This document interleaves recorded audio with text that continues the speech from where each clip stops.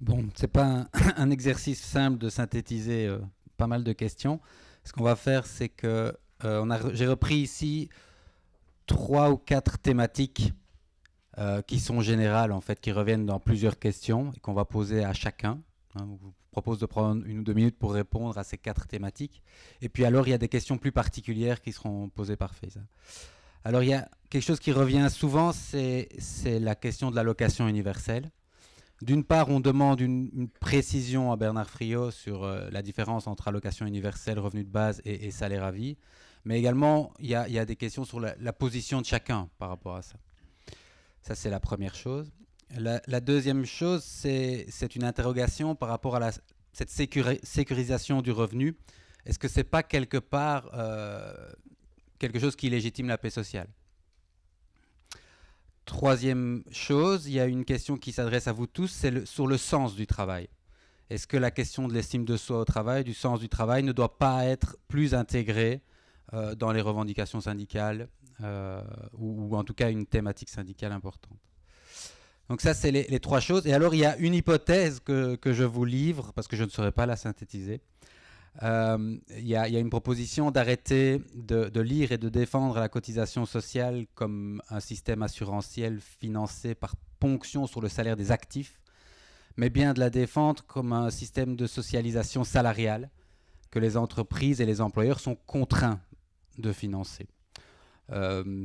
Voilà, c'est une lecture différente de la cotisation sociale. Je pense que c'est surtout une question qui s'adresse aux 2 syndicalistes. Voilà. On peut essayer de répondre en 1 minute sur chacune des questions. Allocation universelle, revenu de base, je ne sais pas. Chacun a droit à un revenu pour vivre. Ça, c'est la base de notre raisonnement. Et aujourd'hui, il y a des personnes qui n'ont pas de revenu pour vivre. Les personnes qui sont exclues des allocations d'insertion, elles n'ont pas de revenu pour vivre. Et puis, il y a une masse de personnes qui ont un minimum de revenus, je l'ai dit, soit parce qu'elles sont pensionnées, soit parce qu'elles n'ont pas de boulot, soit parce qu'elles sont malades, etc. Mais que ces revenus, ils sont conditionnés. Il faut les justifier en fonction de votre situation familiale, en fonction du fait que vous avez un passé professionnel ou pas. Et donc, la question, c'est est-ce qu'on peut arriver à garantir un minimum de revenus à tout un chacun qui soit lisible pour les uns et les autres, parce qu'aujourd'hui, ce n'est pas lisible, qui fasse que chaque fois que vous changez de situation de famille ou de situation professionnelle, eh bien, ça change, et donc vous ne vous y retrouvez pas. Et aujourd'hui, beaucoup de personnes n'arrivent pas à faire valoir leurs droits de base. Donc ça, c'est une vraie question. Je me méfie des termes, allocation universelle, revenu de base, etc. Parce que notre crainte, c'est qu'on s'enferme dans un concept dont il y a 25 lectures différentes, et puis après, tout le monde dira « mais c'était pas ma version, et c'était pas ça que j'ai voulu dire », et entre-temps, on aura détricoté tout ce qu'il y a. Et donc, pour ce qui nous concerne à la CSC, on a convenu qu'en 2017, on allait se pencher sur ces questions-là, mais pas pour dire est-ce qu'on est pour ou est-ce qu'on est contre un revenu de base, pour ou contre une allocation universelle, mais en se disant comment est-ce que, en 2016 et au XXIe siècle, dans la société qui est la nôtre, les principes de progrès social, d'émancipation, de justice sociale, on peut les défendre au mieux. Est-ce que c'est ça ? Est-ce que c'est en garantissant des droits en dehors du travail ? J'entends des droits liés à la personne plutôt que des droits liés à l'emploi. Je n'en sais rien. On souhaite faire le travail sérieusement sur la question. Sur la sécurisation du revenu, est-ce que ça justifie la paix sociale ? J'ai du mal avec cette question. J'ai sincèrement du mal avec cette question. Dites-moi qui peut vivre sans avoir un minimum de revenus pour satisfaire ses besoins de base. Et donc, je pense qu'on doit faire attention à ces expressions-là. Beaucoup de gens, aujourd'hui, travaillent pour Uber, travaillent pour Airbnb, enfin, même pas pour ou contre. Ils sont quelque part dans ces réseaux-là, parce qu'il faut qu'ils mangent tous les jours, parce qu'il faut qu'ils aient un toit, etc. J'aimerais qu'on ne perde pas ça de vue. Et je fais le lien avec ce que Bernard Friot a dit tout à l'heure, quand vous avez évoqué, ce sont les jeunes qui, à un moment donné, aujourd'hui, et les jeunes diplômés qui font sécession par rapport au système. Je le remarque et je trouve qu'on a des luttes communes à mener. Mais en Belgique francophone, il y a une récente enquête qui s'appelle Noir, Jaune, Blues, qui a été menée auprès de pas mal de jeunes, et qui montre qu'aujourd'hui, les jeunes qui n'ont pas de qualification élevée, ils font pas sécession que du contraire. Ils n'aspirent qu'à une chose, c'est intégrer le système. Je ne dis pas qu'ils ont tort ou qu'ils ont raison. Je dis juste que c'est aujourd'hui une réalité. Et je reviens sur ce qui a été évoqué tantôt. À un moment donné, c'est la question du mouvement de masse et du rapport de force qu'on peut créer. Et nous ne souhaitons pas, comme organisation syndicale, traiter une partie de la jeunesse contre une autre partie de la jeunesse. Donc il faut qu'on puisse prendre tout le monde avec. Sur les employeurs et contraindre les employeurs de financer les cotisations, moi je ne sais pas, en 2025, qui sera un employeur aujourd'hui. Vous évoquiez tout à l'heure la déterritorialisation du capital. C'est Uber qui va payer les cotisations ? C'est Airbnb qui va payer les cotisations ? Est-ce que c'est un employeur ou pas ? Ces plateformes, elles ont un objectif commun. C'est être complètement retiré de toute relation employeur-travailleur. Et donc, qui va encore être le donneur d'ordre ? C'est le donneur d'ordre qui va financer les cotisations ? Il va les financer où ? La protection sociale, elle est territorialisée, elle est ici, maintenant. Et donc, toutes ces questions-là, elles nous interpellent bien au-delà du financement, oui ou non, alternatif de la sécurité sociale. Moi, je ne sais pas si on sera demain avec des employeurs, pas d'employeurs, et quelle forme ça prendra. Ce dont nous devons nous assurer comme organisation syndicale, c'est que la protection sociale, elle soit financée, quelqu'un la finance, et que vous, que moi, demain, on puisse bénéficier de cette protection contre les différents risques. Ça, ce sont vraiment les principes de base pour nous. D'où le rôle central de la fiscalité. Je partage ce qui a été dit sur la fiscalité tout à l'heure. C'est quand même extraordinaire qu'en Belgique, il y ait des conseils consultatifs sur à peu près tout. Mais à peu près tout. S'il n'y en a pas sur la taille des champignons, il y en a sur tout. La préservation des arbres, les monuments et sites, etc., etc. Mais en matière de fiscalité, personne n'a voix au chapitre. Personne. Il n'y a pas un conseil de la fiscalité. Il n'y a pas un endroit où se fait l'arbitrage débattu publiquement et démocratiquement sur l'affectation primaire des ressources. C'est sans doute un manque flagrant dans le système démocratique qui est le nôtre.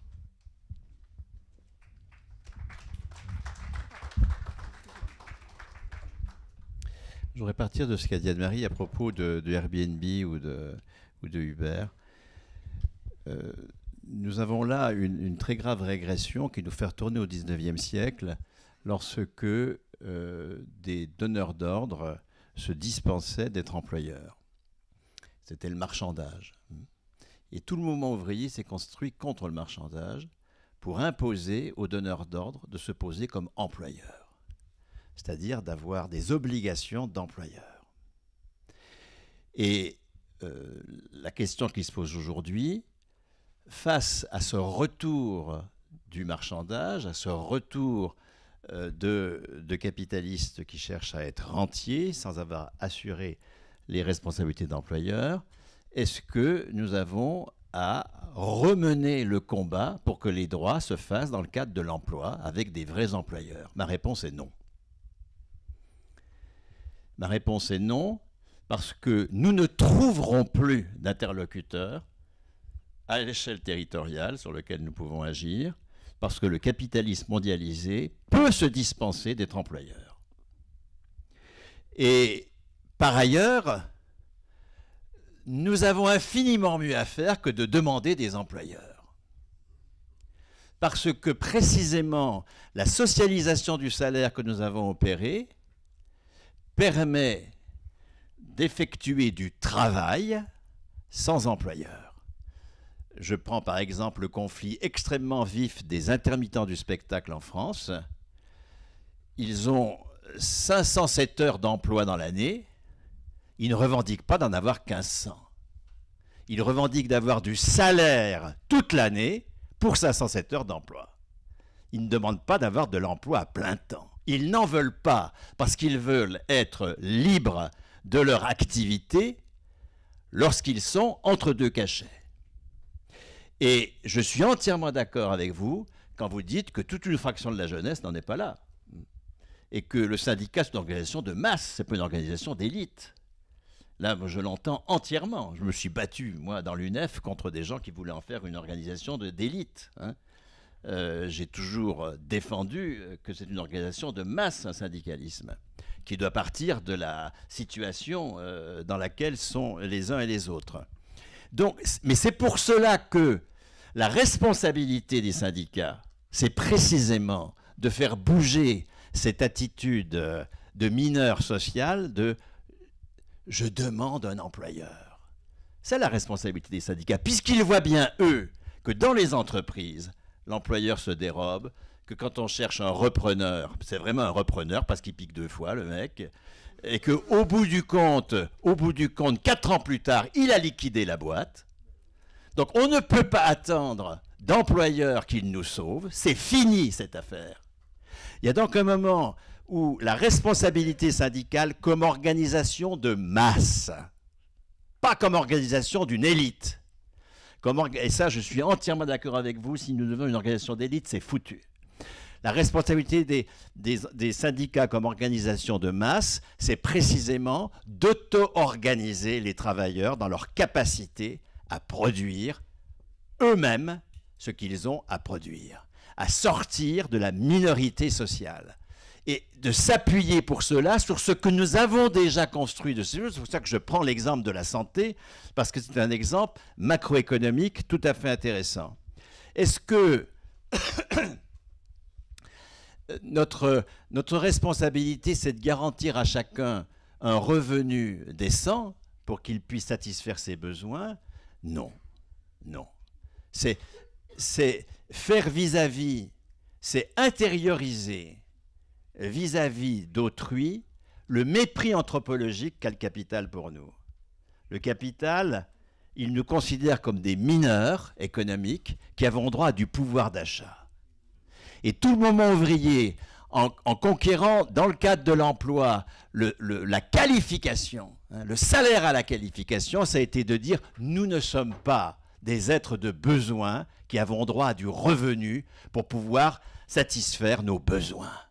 Nous sommes les seuls créateurs. C'est nous qui produisons. L'espèce humaine, c'est une espèce qui produit son monde dans la négociation avec la nature. C'est ce qui nous caractérise. Et c'est ça qui fait que le travail est au cœur de notre humanisation. Le travail, mais sûrement pas l'emploi. Le travail et l'activité révolutionnaire que nos organisations syndicales ont su faire lorsqu'elles ont été à l'offensive entre 1920 et 1970, en gros, c'est à peu près ça la période d'offensive syndicale dans l'Ouest européen, ça n'a pas été de nous revendiquer comme des êtres de besoin qui avons droit du pouvoir d'achat, avec un revenu décent pour tous. Moi, quand je fais des archives, je ne trouve pas ce vocabulaire syndical du tout. Je n'ai pas trouvé le mot pauvreté dans les tracts de la CGT dans les années 50-60. Jamais. On n'est pas des pauvres. On n'est pas des victimes. Ce que je trouve dans le vocabulaire, c'est « et on n'est pas solidaire de pauvres ». Déclarer quelqu'un pauvre, mais c'est le mépriser. C'est le définir par son manque. Personne n'est pauvre, personne n'est en manque. Or, en situation de manque. Or, précisément, ce que fait cette organisation, je pense à la CGT parce que je travaille sur des archives de la CGT par exemple, ce que fait la CGT dans les années 50-60, c'est pas un syndicat de victimes. C'est nous sommes les seuls producteurs, nous sommes candidats au pouvoir économique. On ne se définit pas par la pauvreté. On n'est pas là pour lutter contre la pauvreté. Laissons ça à nos adversaires. Alors là, la droite, elle passe son temps à lutter contre la pauvreté. Et le revenu de base peut être un instrument de lutte contre la pauvreté. C'est tout à fait autre chose qui a mobilisé la classe ouvrière quand elle était à l'offensive. C'est la dignité de producteur. Parce que notre dignité, c'est d'être producteur.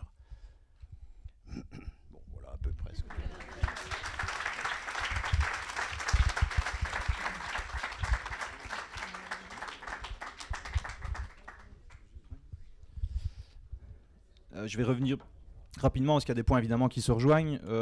Peut-être aller plus concrètement sur ce qui, selon nous, motive notre opposition à l'allocation universelle. Oui. Par rapport à une proposition de salaire à vie, il y a des points extrêmement concrets. C'est que d'une part, l'allocation universelle, généralement, c'est des montants qui ne permettent pas de se passer du marché du travail. C'est quand même une première grosse caractéristique, un premier gros critère qui fait que pour nous c'est inacceptable. Ça l'est d'autant plus que ça aboutira en fait à subventionner des emplois précaires, et donc ça aboutit vraiment c'est une manière de mettre une béquille sur une précarisation de l'emploi qu'on rejette évidemment fortement. Donc il y a la question du montant qui distingue toutes les propositions. Il y a la question du financement aussi. Comment est-ce qu'on le finance ? Est-ce qu'on le finance par la cotisation, par exemple, en tout cas par une nouvelle façon de pratiquer la valeur ? Ça peut aussi être par de la création monétaire. Il y a des autres propositions, notamment dans les milieux écologistes. Je pense à ce que Paul Ariès propose, par exemple, qui passe par de la création monétaire, qui sort de la pratique capitaliste de la valeur. Donc il y a aussi le financement, alors que si on se base sur de la fiscalité, on reste dans un modèle capitaliste, on reste dépendant d'une accumulation capitaliste pour financer le modèle, donc ça ne permet pas d'en sortir. Donc pour nous, si ça doit être un instrument de sortie du capitalisme, il faut que ça respecte ces deux critères-là. Et donc, troisième critère de différenciation des propositions, selon nous en tout cas important, c'est leur perspective. Est-ce qu'on en fait un outil d'accommodement des tendances actuelles ? Est-ce qu'on en fait un outil d'accommodement de justement la précarisation qui s'installe ? Ou au contraire de dépassement des rapports de travail tels qu'ils se pratiquent aujourd'hui ? Nous, c'est évidemment vers ça qu'on tend, et donc c'est pour ça qu'on rejette fermement les premières propositions et qu'on partage plutôt celles qui s'inscrivent dans le deuxième projet. Alors là, pour répondre juste vite aux autres questions, parce qu'en fait, elles résument un petit peu, enfin, elles sont toutes liées à ce même enjeu. Est-ce qu'on reste dans ce cadre-ci, dans cette façon-ci de concevoir le travail, la façon dont on produit, la façon dont on reconnaît ce qui est produit, on le distribue, etc. Ou est-ce qu'on en invente un autre ? Donc, dans ce cadre-ci, sécuriser le revenu, je crois que c'est effectivement une manière d'acheter la paix sociale, puisque c'est entériner dans ce cadre-ci le contrôle qu'ont les capitalistes sur la décision de comment on produit, qu'est-ce qu'on produit, comment on le répartit. Et donc, c'est finalement donner un petit peu à tout le monde pour qu'on s'accommode de ce fonctionnement-là. Par contre, sécuriser le revenu en ne se rendant pas dépendant de leur maîtrise sur le processus, là, c'est pas du tout acheter la paix sociale, précisément parce que c'est s'émanciper de leur contrôle et c'est décider nous-mêmes comment on sécurise notre propre revenu. Donc c'est tout à fait autre chose. Idem pour, est-ce que le sens du travail n'est pas assez pris en compte ? Évidemment qu'il n'est pas pris en compte dans le système actuel, puisque précisément en régime capitaliste, le travail n'a pas de sens, il sert juste à produire de l'accumulation pour les détenteurs des capitaux. Donc il ne pourrait pas avoir de sens, ou il pourrait seulement l'avoir à la marge, dans les petits lieux où il nous laisse encore des miettes. Par contre, il peut en avoir dans une autre pratique, et il faut se battre pour ce genre de pratique-là. Donc il y a vraiment, dans ces différentes questions-là, cet enjeu fondamental. Est-ce qu'on vise à redistribuer, à changer un petit peu les règles au sein du système actuel, mais on reste dominant d'individus vis-à-vis desquels on est de plus en plus dépendant, ou est-ce qu'on cherche vraiment à s'émanciper ? Mais alors il faut se donner les moyens de s'émanciper de ça. Donc je suis d'accord de dire que ça se construit par des revendications progressives, etc. Mais il faut aller dans cette direction-là et non pas entériner leur position. Donc revendiquer par exemple des gains de productivité, ça reste s'inscrire dans le modèle actuel qui en plus écologiquement est quand même en train d'aller droit dans le mur. Donc il y a vraiment des gros problèmes là à rester inscrit dans cette vision-là de l'économie et de la façon dont on a envie de reconnaître économiquement la valeur qui est créée.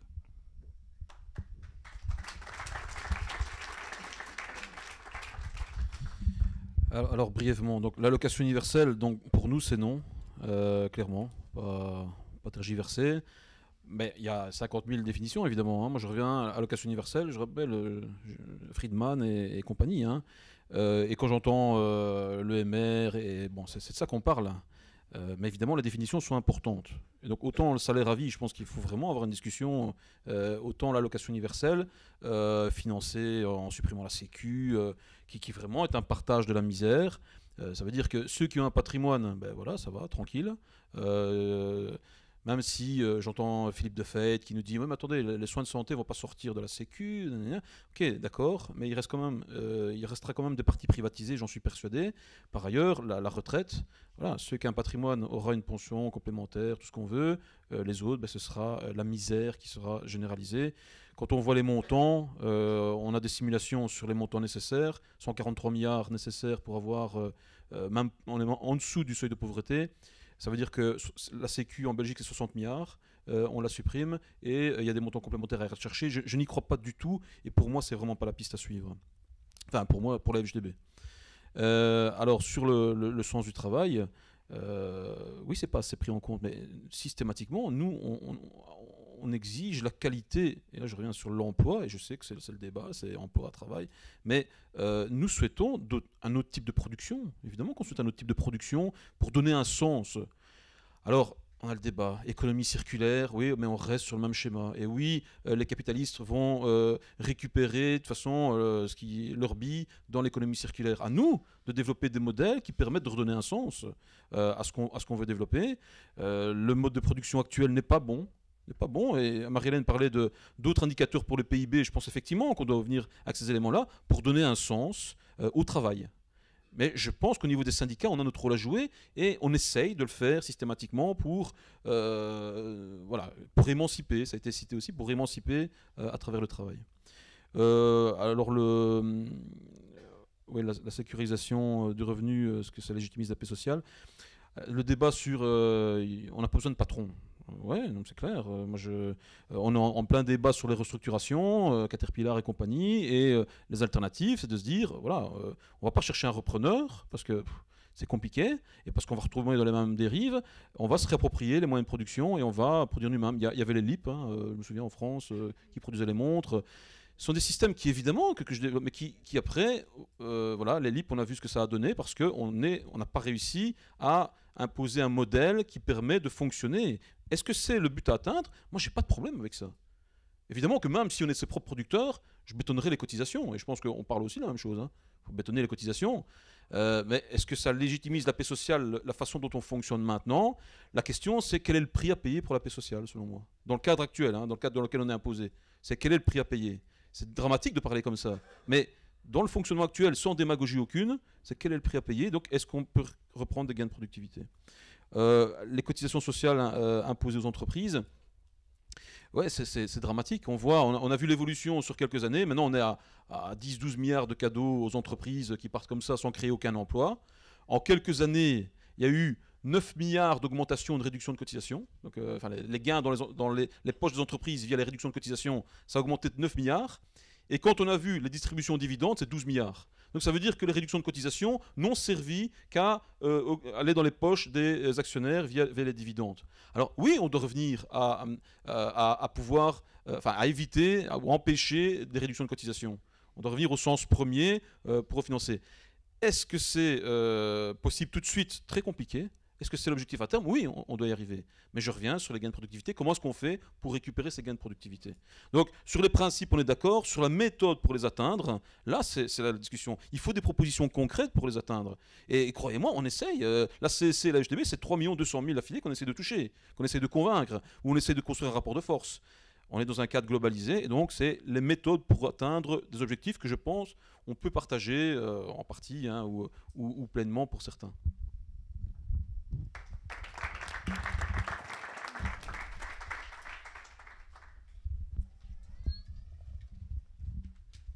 Et voilà, moi j'ai relevé les questions qui étaient adressées plus particulièrement à l'une d'entre vous. Je vais commencer avec les questions adressées à Madame Ska. La première, c'est est-ce que les pensions sont bien reconnues et vécues en tant que forme de salaire et même en tant que forme de salaire à vie? La deuxième, c'est une demande de précision concernant l'affirmation selon laquelle la plupart des jeunes aspirent à l'emploi. Et est-ce qu'il y a eu une étude qui faisait la distinction entre l'aspiration à l'emploi et l'aspiration au salaire? La troisième question concerne les montants ENSS, et celle-là, elle est partagée, elle vous est adressée aussi, Monsieur Tamelini. Est-ce que les montants ENSS qui sont gérés sont bien reconnus comme de la masse salariale? Et si oui, est-ce que, en tant que masse salariale, c'est bien une forme de salaire social distribué, plutôt qu'une redistribution parafiscale? Alors pour vous, Monsieur Tamelini, j'ai beaucoup de questions. La première, c'est concernant la modalité de partage des gains de productivité. Elle aurait été établie en lien avec un taux de croissance de 3 à 4%. Sans ce taux de croissance, qu'en est-il? La deuxième, c'est que apparemment, de 75 à 83, les combats syndicaux avaient comme objectif un maintien de 100% du salaire dans la période de chômage. Pourquoi est-ce qu'il y a eu un abandon de cette revendication? Ensuite, pourquoi est-ce qu'il n'y a plus de grève au finish? Je les ai prises comme ça. Ensuite, qu'en est-il de l'agonie de la concertation qui nous mène vers la révolution, mais avec quelles revendications? Et enfin, pourquoi il n'y a plus de rapport de force? Est-ce qu'il y a un lien entre ce manque de rapport de force et les mots d'ordre des mobilisations? Enfin, pour M. Friot, il y a des demandes de précision concernant le salaire à vie concernant le financement et les montants, des précisions qui sont demandées par rapport au lien entre la qualification et le salaire à vie, et des précisions concernant la dernière proposition de doublement des cotisations, notamment en ce qui concerne l'affectation. Voilà.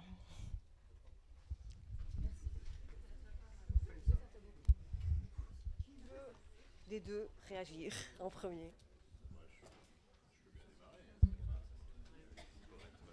Pour laisser la parole aux syndicalistes en dernier, ça me paraît normal. Quelques précisions sur le salaire à vie. Le salaire à vie, c'est un droit politique. C'est ça qui est très important. Ce n'est pas quelque chose qui reconnaît que nous avons des besoins. Ce n'est pas quelque chose qui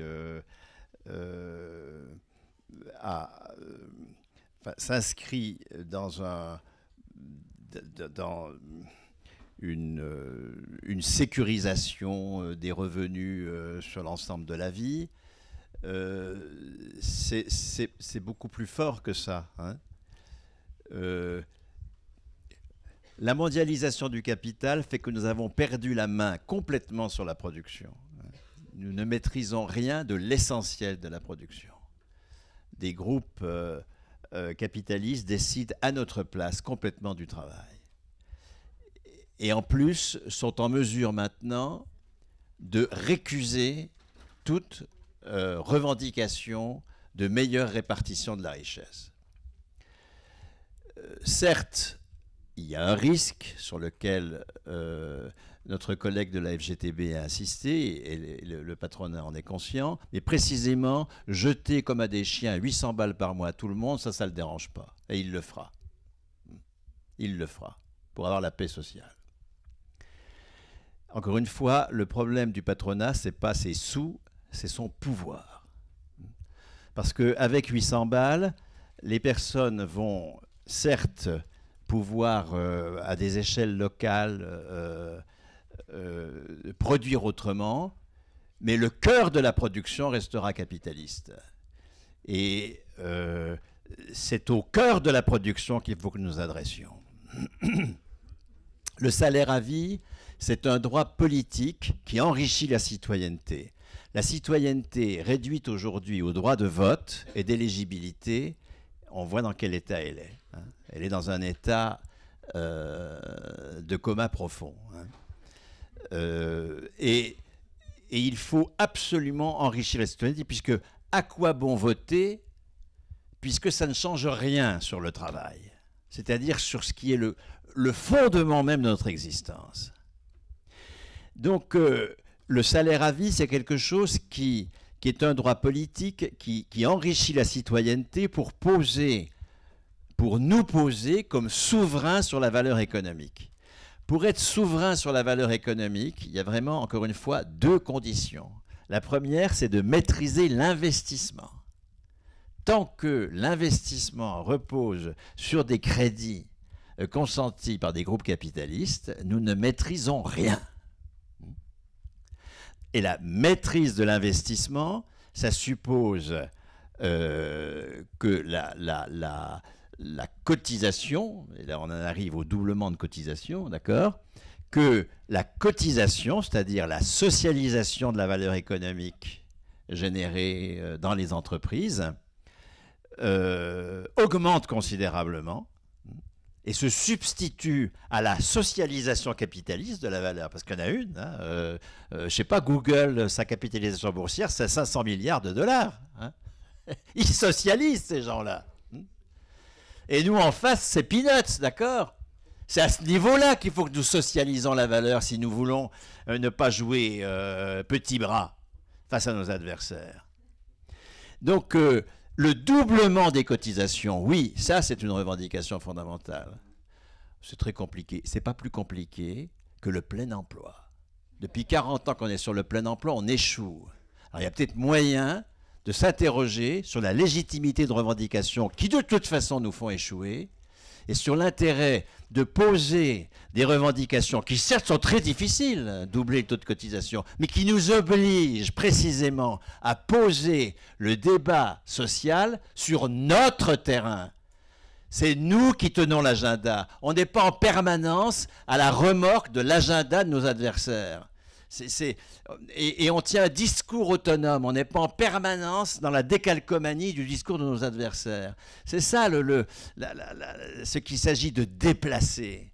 Et c'est ça qui peut susciter une forme d'enthousiasme collectif dans la situation de désespoir collectif dans lequel nous sommes.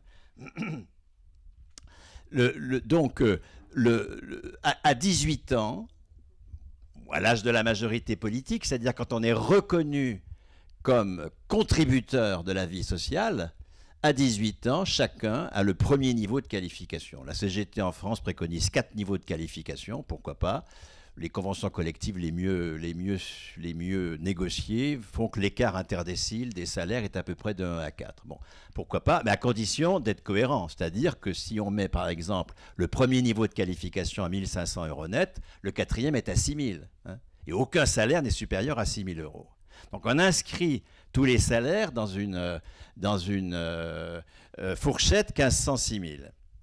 Et chacun à 18 ans a le premier niveau de qualification et donc les 1500 € à vie, comme droit politique qui exprime, de même que le droit de suffrage exprime notre capacité à délibérer des affaires politiques, le salaire exprime notre capacité à produire de la valeur économique. Et se heurte à la même question que le suffrage universel. Comment vous allez confier la délibération politique à des manants? Imaginez tous les débats au XVIIIe siècle. Aujourd'hui, comment vous allez postuler que chacun peut contribuer à la production de valeur? Mais ils iront dans leur hamac. Moi, je souhaiterais que beaucoup de gens aujourd'hui aillent dans leur hamac. Hein. Tous ceux qui nous emmerdent, il y en a beaucoup dans ceux qui travaillent aujourd'hui. Hein. Mais le fait de poser le salaire comme droit politique fait l'objet de la même suspicion. Et que je comprends très bien, que j'entends très bien. Hein.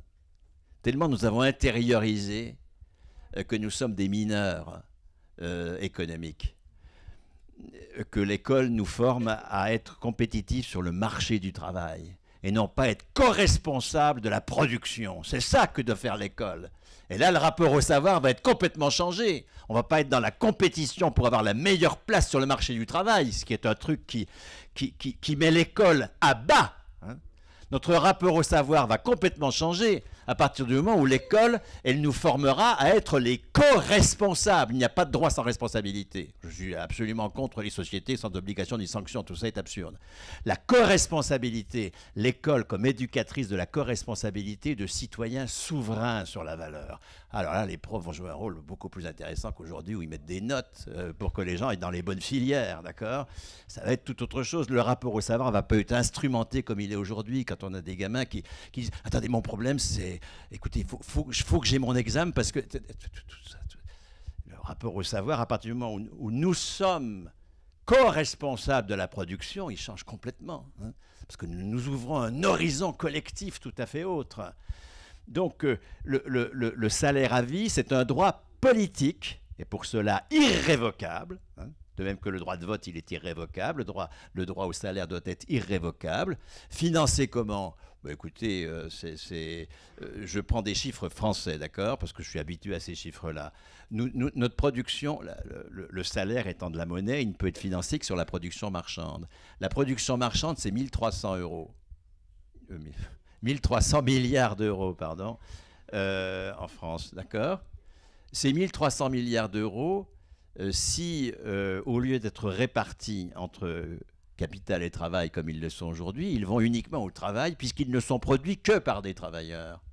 Bah, diviser 1 300 milliards par 50 millions de plus de 18 ans, enfin sur les 66 millions de Français, il y a 50 millions de plus de 18 ans, ça fait un peu plus de 25 000 € par an et par personne. C'est-à-dire que nous pouvons aujourd'hui, dès aujourd'hui, dans la production que nous faisons, et Dieu sait si nous pourrions la faire considérablement évoluer hein, dans sa utilité sociale, hein, je ne prêche pas pour le type de PIB que nous produisons aujourd'hui, hein. Mais nous pouvons, et nous ne serons pas moins productifs demain qu'aujourd'hui, dès lors que nous déciderons au travail. Au contraire, au lieu d'aller au boulot en traînant les pieds, nous irons avec une forme de bonheur. Nous pouvons dès aujourd'hui, dans un cas comme la France, assurer à tous un salaire à vie moyen de 25 000 euros par an. Et je parle en net, d'accord? Bien. C'est-à-dire de plus de 2 000 euros par mois. Dans une fourchette 1500, 6 000. C'est parfaitement possible, dès lors que nous affectons la valeur ajoutée marchande à ceux qui la produisent. Quant maintenant à la maîtrise de l'investissement, qui est absolument nécessaire, si nous voulons être copropriétaires de nos lieux de travail, être les souverains sur la valeur, enfin décider au travail, il y a deux conditions. Il ne faut pas que ce soit notre boîte qui nous paye. Si c'est l'entreprise qui nous paye, nous la fermerons toujours, parce qu'elle exercera sur nous un chantage. C'est une des grandes raisons de l'échec de l'URSS, c'est l'entreprise-providence. Dans l'entreprise-providence, toute la médiocrité peut s'installer, les petits chefs, enfin, tout devient possible. C'est pour ça qu'il faut que notre salaire soit totalement indépendant de l'entreprise, qu'il soit versé par une caisse. Ça, c'est décisif. Donc, que l'entreprise cotise une partie de sa valeur ajoutée, d'accord, à une caisse. Mais c'est ce qu'elle fait déjà, hein. Je connais les statistiques françaises, c'est pas très différent en Belgique, parce que nous avons un système social qui est quand même très proche. 45% du salaire, c'est déjà des cotisations. C'est pas chaque employeur qui paye ses salariés. L'entreprise cotise et c'est la caisse qui paye. Eh bien, il faut que 100% du salaire, ce soit l'entreprise qui cotise et c'est la caisse qui paye. L'entreprise cotise au prorata de sa valeur ajoutée et elle n'a plus à payer ses salariés. Mais encore une fois, ça ne suffit pas. À quoi bon avoir du salaire à vie si on n'est pas maître de l'investissement, si donc on n'est pas copropriétaire d'usage de l'outil de travail? La maîtrise de l'investissement, ça suppose que nous remplacions le cycle profit-crédit. Je te pique, je te prête ce que je t'ai piqué, tu me rembourses. On remplace le cycle profit-crédit par le cycle cotisation-subvention. Celui même que nous avons pratiqué lorsque nous avons créé un collège par jour entre 65 et 75. Aujourd'hui, on les détruit, c'est autre chose. Lorsque nous avons transformé l'hôpital Mouroir en hôpital lieu de soins.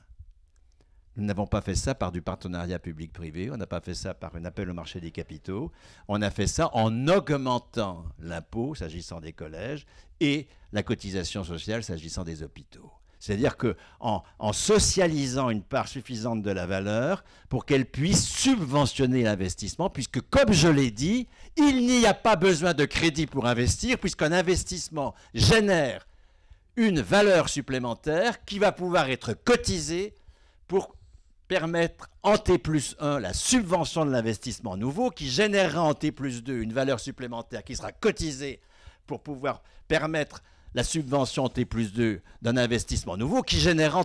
Nous avons...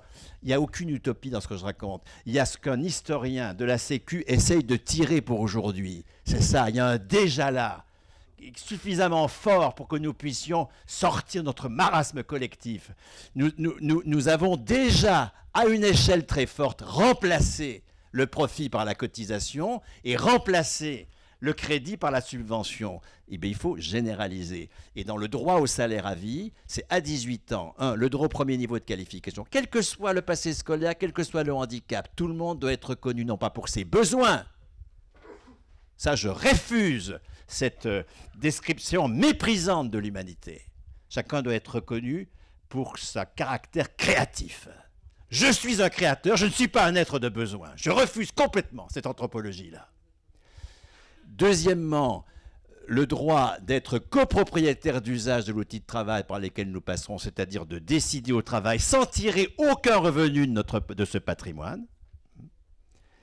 Et troisièmement, le droit de délibérer dans les caisses d'investissement qui seront chargées d'assurer cette propriété d'usage en se substituant au profit.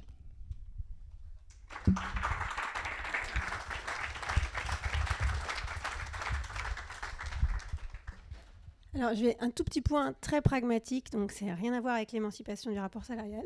C'est juste, on va vous faire passer une feuille dans la salle pour si vous avez envie d'assister aux prochains événements Econosphère. Là, vous avez encore le temps de décrire votre mail sur la feuille, sachant comme ça, on pourra vous relancer pour les prochains événements. Voilà. Bon, merci. Alors, oui à l'utopie, oui 1000 fois à l'utopie. On en a besoin comme de pain pour pouvoir sortir du marasme actuel, sans aucun problème. La question est comment est-ce qu'on passe de la situation d'aujourd'hui à l'utopie de demain. Et je reviens sur la question qui a été posée tantôt en disant finalement, la question c'était pourquoi est-ce que les combats syndicaux des années 80, pourquoi est-ce qu'on a capitulé en race campagne? Moi je ne suis pas sûre qu'on ait capitulé en race campagne. Mais en 80, on lisait l'actualité avec les lunettes qu'on avait en 80. Et en 80, moi je me souviens très bien de la situation, on disait c'est une crise. Et c'est une crise et ça va revenir comme hier. Et donc, il faut faire le gros dos et voir comment on va revenir à la situation d'hier, c'est-à-dire à la situation qui a finalement été une situation exceptionnelle, qui était celle des 30 Glorieuses, après une guerre qui avait tout détruit, et on a eu des gains de productivité, on a eu de la croissance, parce que l'économie était au point mort partout, parce qu'il y avait tout à reconstruire, parce que l'Europe était à la pointe, et que la Chine n'était pas ce qu'elle est aujourd'hui, que le Japon n'était pas ce qu'il est aujourd'hui, etc. Tout ça, on a oublié. Et donc, dans les années 80, les combats étaient ceux de poursuivre sur le modèle existant. Tout le monde avait une voiture, commençait à avoir un salaire consistant, avait pour réduire son temps de travail, etc. Et on avait l'impression que ce modèle n'allait jamais se stopper. Sauf qu'on s'est trompé. Et c'est toujours facile, après, de relire l'histoire avec nos lunettes où on a lu tous les livres d'histoire, etc. Quand on est le contemporain des changements, c'est nettement plus compliqué. Et donc, je pense qu'aujourd'hui, c'est ça aussi la situation. Donc oui, on a besoin, aujourd'hui, peut-être plus que jamais, d'utopie pour sortir du marasme dans lequel on est. Et en même temps, il faut pouvoir gérer cette transition entre aujourd'hui et demain. J'ai une deuxième réflexion. Sortir du salariat, sortir du capitalisme, etc. La question centrale est celle des interlocuteurs dans la discussion.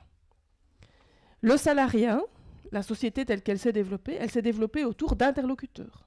Les organisations syndicales, les organisations patronales, etc. Aujourd'hui, je ne vais pas vous faire un dessin. Le gouvernement en Belgique, mais pas qu'en Belgique, en France, en Allemagne, en Angleterre, regardez ce qui se passe de l'autre côté de l'Atlantique ces jours-ci, c'est de dire, les élus, c'est nous. L'interlocuteur, c'est nous. Point barre. Et Obama disait, il n'y a pas plus tard qu'il y a 15 jours, le plus grand danger de la démocratie, c'est quand on croit qu'elle est acquise. Et je pense que le plus grand danger qui nous guette, nous, c'est de croire à un moment donné que tout ça est acquis. Moi, je me souviens, dans les rangs syndicaux, il n'y a pas si longtemps que ça, on nous disait, de manière, arrêtez de nous rabâcher les oreilles avec l'index, etc. L'index, il est quand même acquis. On a tout vu qu'il était acquis. Et donc, oui, évidemment, c'est pas très sexy comme combat. Et pourtant, je pense que c'est essentiel comme combat aussi. Donc, on doit articuler sans cesse ces combats de demain et ces combats d'aujourd'hui. Il y avait deux questions plus précises sur les jeunes. Est-ce qu'ils aspirent à de l'emploi ou au travail ou à un revenu? Je pense qu'ils aspirent à un revenu, ces jeunes dits peu qualifiés ou en tout cas qui ont été exclus de beaucoup de choses. D'abord parce que pour eux, ça reste le modèle de la réussite. Ceux qui leur donnent des leçons tous les jours, c'est ceux qui en ont du boulot et qui ont du pouvoir d'achat et qui ont une voiture et qui peuvent sortir. Alors qu'eux, ils doivent aller mendier 20 € aux parents quand ils en ont et quand ils peuvent encore le faire pour sortir, pour aller acheter ceci ou ça. Et donc oui, c'est important. Mais c'est aussi important parce que c'est la seule valorisation qu'il se trouve aujourd'hui. Alors le monde est en train de changer. Pas seulement chez les intellectuels, mais aussi chez beaucoup de jeunes qui ont des difficultés à ce niveau-là. Parce qu'ils se rendent compte que ce monde-là, ils n'y accéderont jamais et peut-être que c'est une chimère que de vouloir chercher à intégrer ce monde-là. Mais moi, je ne me permettrai en tout cas jamais, de là où je suis, de porter le moindre jugement sur les aspirations des uns et des autres. C'est tellement facile quand on est là où on est. Moi, j'entends tous les jours les employeurs nous parler de mobilité, de flexibilité, etc. Enfin, on peut en discuter à perte de vue, mais ceux qu'on a comme interlocuteurs en face de nous, ils ont quelle flexibilité? Ils ont fait combien d'intérim? Ils ont été combien de mois au chômage, etc. Eux, ils sont sur un poste fixe, sûr, avec un salaire qui n'est pas le salaire minimum. Et c'est eux qui nous expliquent qu'il faut de la flexibilité, qu'il faut de la mobilité, qu'il faut changer de boulot tous les 5 ans. Nos homologues à la table des négociations, j'ai regardé, je m'amuse souvent à ce genre de choses. Il y en a un qui est là depuis 25 ans. Et c'est pas un reproche. D'ailleurs, il nous fait des leçons d'histoire tout le temps en disant qu'il connaît bien la concertation sociale. Mais il plaide la flexibilité, la mobilité, le fait qu'il faut accepter de commencer tout en bas, etc. Moi, j'aime pas qu'on me donne des leçons, ni qu'on donne des leçons aux uns et aux autres si on n'est pas en capacité d'être soi-même dans la situation. Personne ne peut accepter ça. Et donc, ça reste pour moi un fondement de notre action. Donc, je pense qu'il faut être attentif à ces aspirations-là et ne pas les balayer d'un revers de la main. Elles sont, me semble-t-il, importantes.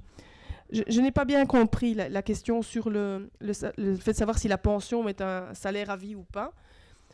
En tout cas, c'est ce qui doit permettre aux uns et aux autres de vivre dignement le plus longtemps possible et jusqu'au bout de sa vie. Ce n'est pas le cas aujourd'hui. Et donc, à côté des considérations monétaires sur le devenir du système de pension, nous devons aussi développer toute une série d'autres considérations qui ne sont pas faciles parce qu'on est dans un pays vachement compliqué et très surréaliste. Aujourd'hui, beaucoup de personnes âgées, elles ont une pension faible. Elles sont, pour la plupart d'entre elles, selon les statistiques, propriétaires de leur maison. D'une maison qui n'est pas adaptée à leurs besoins. Elles font quoi? Elles vendent leur maison, elles reconfigurent leur logement. Où est leur droit à la mobilité, leur droit à une participation culturelle, leur droit à avoir un rôle dans la société? Notre revendication n'est pas, et ne sera pas, j'espère, de se dire qu'il faut monter le montant des pensions au montant du prix dans une maison de repos. Hein. Moi, j'ai entendu ces revendications très souvent en disant « Aujourd'hui, la pension ne permet pas d'aller dans une maison de repos. » D'abord, ce n'est pas un horizon.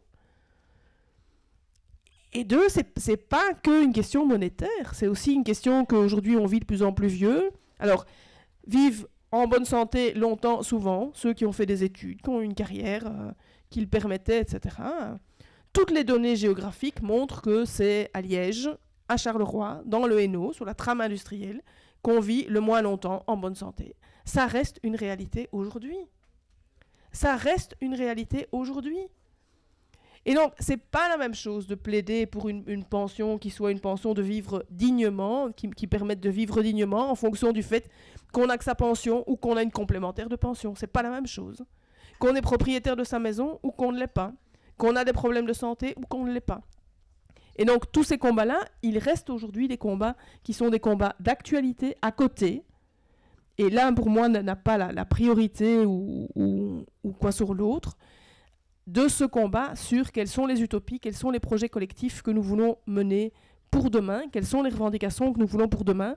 Mais je le redis, pour moi, une question centrale est la question de savoir quel projet nous voulons et avec quels interlocuteurs nous voulons le faire. Nous pouvons vouloir avoir raison tout seul. Moi, je connais plein de gens. Le propre d'un enfant, c'est qu'il a envie d'avoir raison tout seul. Et d'ailleurs, par définition, il a raison tout seul. Et quand il est ado, c'est encore pire. Sauf qu'à un moment donné, il se dit, j'ai besoin d'un interlocuteur, j'ai besoin de savoir avec qui je fonctionne. Et ça, c'est vraiment notre difficulté aujourd'hui.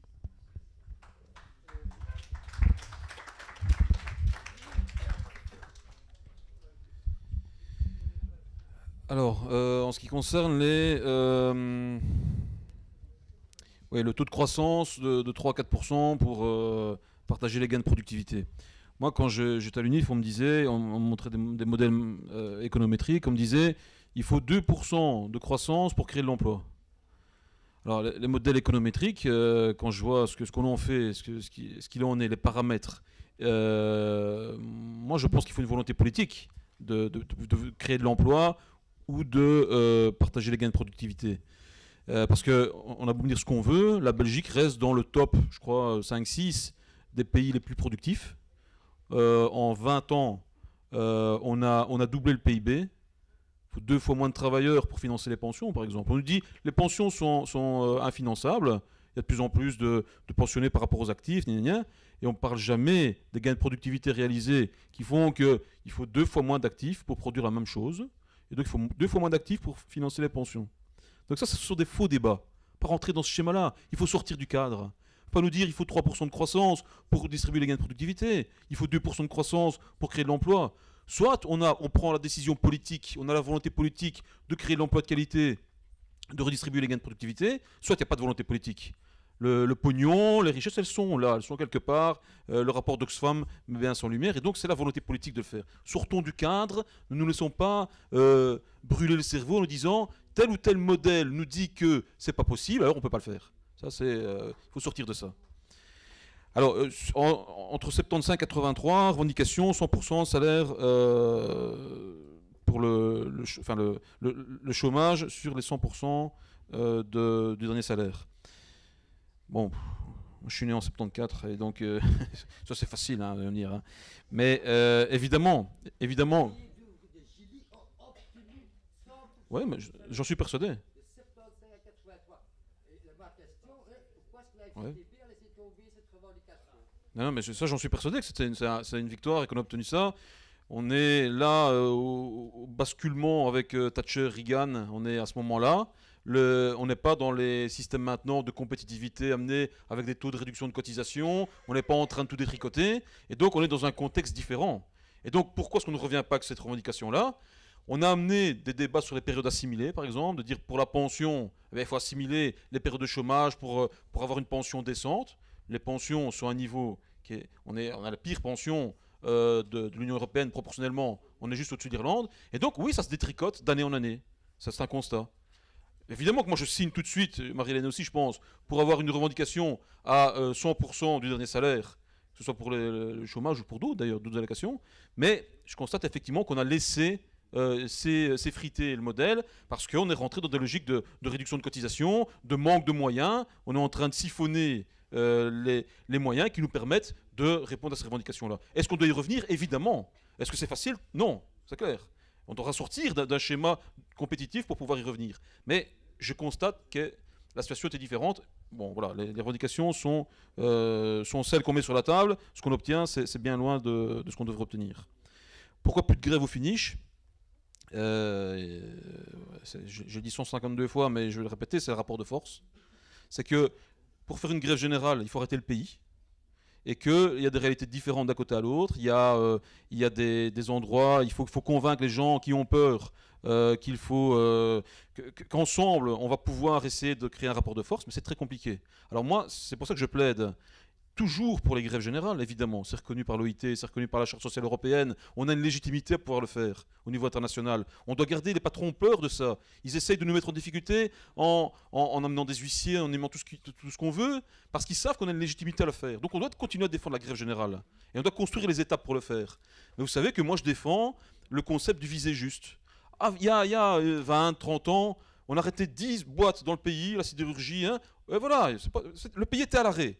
Maintenant, c'est plus la même configuration. On peut dire ce qu'on veut. On a, je ne sais pas combien de PME. C'est ça le gros de nos entreprises. Et donc, on doit faire évoluer ce rapport de force. Le visé juste, c'est qu'on sait qu'à la FEB, ils ont un conseil d'administration. Et il y a 15 entreprises. Si on les bloque, celles-là, croyez-moi, ils vont vite aller voir le Premier ministre pour dire hop, on est bloqué, on perd autant de millions par jour. Et donc, il faut, ou pas, hein, ça c'est leur responsabilité. Mais là, c'est visé juste. Et là, on rallie à notre cause des gens qui nous disent vous nous emmerdez, oui, ok, on les emmerde, mais quand on négocie un truc, ils le prennent quand même. H0 là. Alors, en vitesse. Donc, le visé juste est un élément pour moi qui permet par étape d'arriver à des grèves plus costaudes. Agonie de la concertation vers la révolution. Le mandat que j'ai, c'est de faire refonctionner la concertation. Alors, j'ai du mal à y croire, c'est vrai, mais c'est le mandat que j'ai.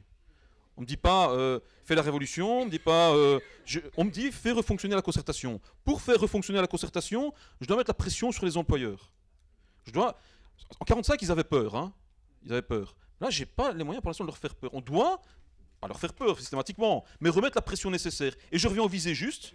Visé juste, ça veut dire cibler des entreprises qui feront fonctionner la concertation ou pas. Alors après, on doit prendre nos responsabilités. La révolution, je répète, on a certainement un rôle à jouer, nous, en tant que syndicat, de masse, mais je suis certain qu'elle sera citoyenne. Alors, le rapport de force, est-ce que le rapport de force est brisé à cause de nos mots d'ordre ? Pour moi, ma vision du syndicalisme, c'est que le mandat doit venir de la base. Et on a un problème de démocratie interne.